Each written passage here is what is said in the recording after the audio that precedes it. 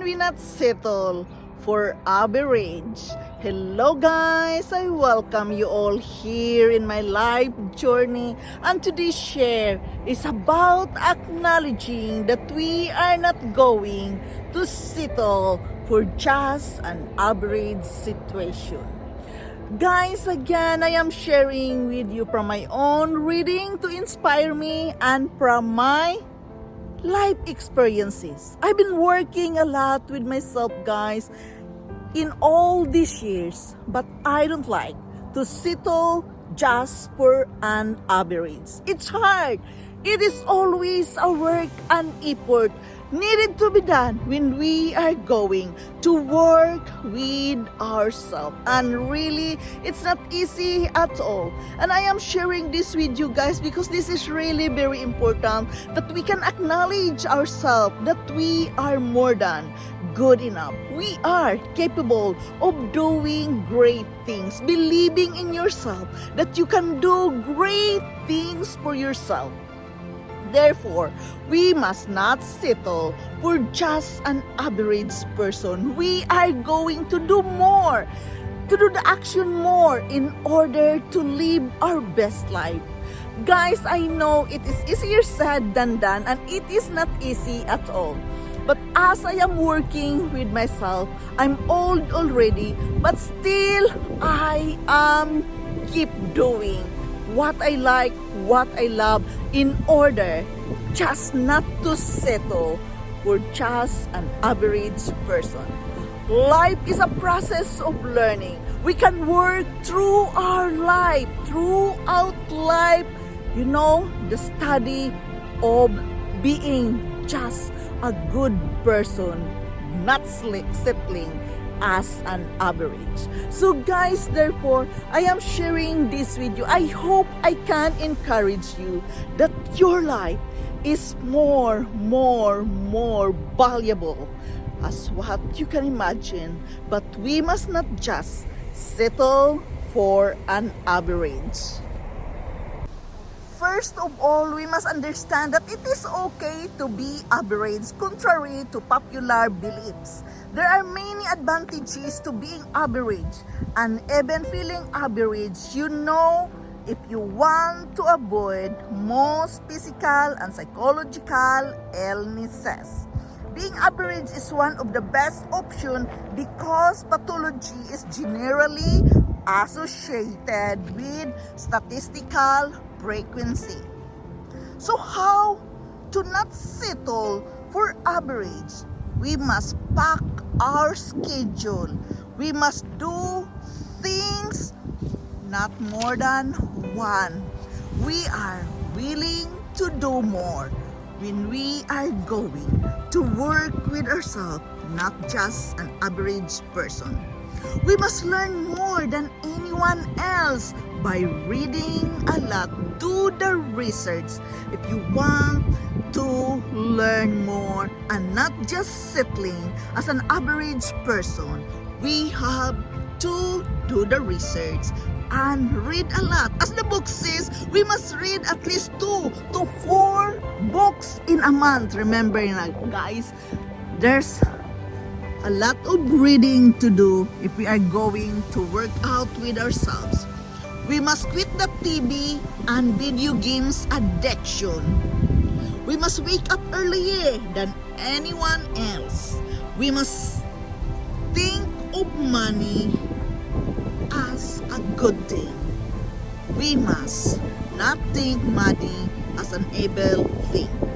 We should not settle for an average, because when we choose to settle for less than what we truly deserve, we are settling ourselves up with our life filled with self-imposed limitation, and by doing so, we are limiting ourselves and restricting our own potential. We must not restrict our own potential, guys. We must develop more our potentials.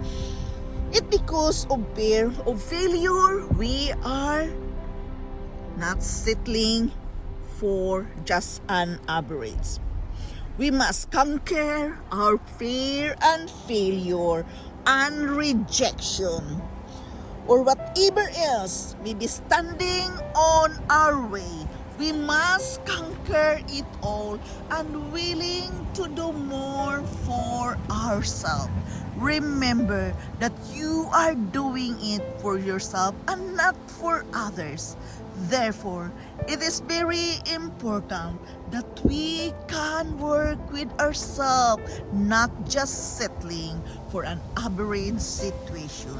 Each and every one of us are capable of doing great things for our life. Settling for an average situation, guys, it is both negative and positive. It is positive in a way because we can relax. It is good for our body to not stress up. We can relax and we are comfortable with our own schedules and we are doing it slowly but surely. And we need to relax, as I often told you, that break often in all the things you are doing throughout the day. It's good for our health. But guys, at the same time, not settling for an average, we must also work with ourselves so we can grow.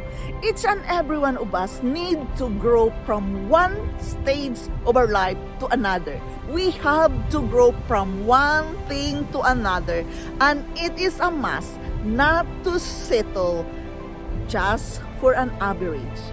Guys, it is always a work and effort, but we must be aware about it. For example, do more. Do read a lot. Really, guys, reading is a must if we are not going to settle for just an average person. We must read a lot, do a research, and, action. Taking action, moving to the next level of your life. Yes, guys, it is very important because it can help us to grow and it helps us to feel good because we are aiming high. We want to do more with our life. And by that, it gives you the self-confidence, the self-esteem that can push you forward to what are your dreams and goals in life. But everything, guys, start from a single reading. Wake up early to meditate, to pray. Wake up early in order to do more for our life, to do more things on our schedule. As the book says, pack up your schedule. You have to pack your schedule if you are going to work towards not just an average person. We have to work with ourselves. We have to do the reading. We have to do the research. But again, the key, you have to find out what you really want with your life. What stage of level, what goals you are going to reach. You have to do that first. You have to know that. You have to work with yourself. And of course, you have to give time to yourself. Embrace who you are. Accept who you are. And do one thing at a time. But just keep on moving. Again, the key. Find out what you love doing. There you are again. If you are not going to settle just for an average person, then you have to find out who you really are, what you love doing, what can make you happy. Bottom line with all these things, guys, is about yourself, loving yourself, honoring yourself, respecting your self-desire. Each and every one of us, we have all the desires we need to accomplish in our life. But guys, do that first in writing. Then you have to visualize it. You have to do the meditation and the prayer. Ask God for guidance. Ask God for the sign that this is the right thing you have to do. We must not settle as an average, guys, because God created us as super unique human being. We can do a lot of things, but we need to do the action. We have to do the work, even we don't like it. Guys, if we are going to work with ourselves, it is a must that we have to read a lot. Give time to yourself to read a lot. Give time to yourself to do the research and embrace who you are. Write it down. Appreciate what you are good at. Appreciate those good moments in your life, and remember to give a clap on your shoulder to appreciate what you are doing, what you are achieving in life. It is a must that we can appreciate ourselves, because the more we can appreciate ourselves, the more it gives us the energy and inspiration not to settle as an average person. It gives us the inspiration to keep on moving, to find new ideas what we are going to create.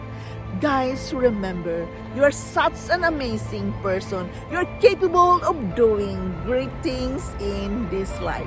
Again, this is Yundel. Thank you so much for listening. Thank you so much for joining me here in my life journey. I love you all, and bye-bye.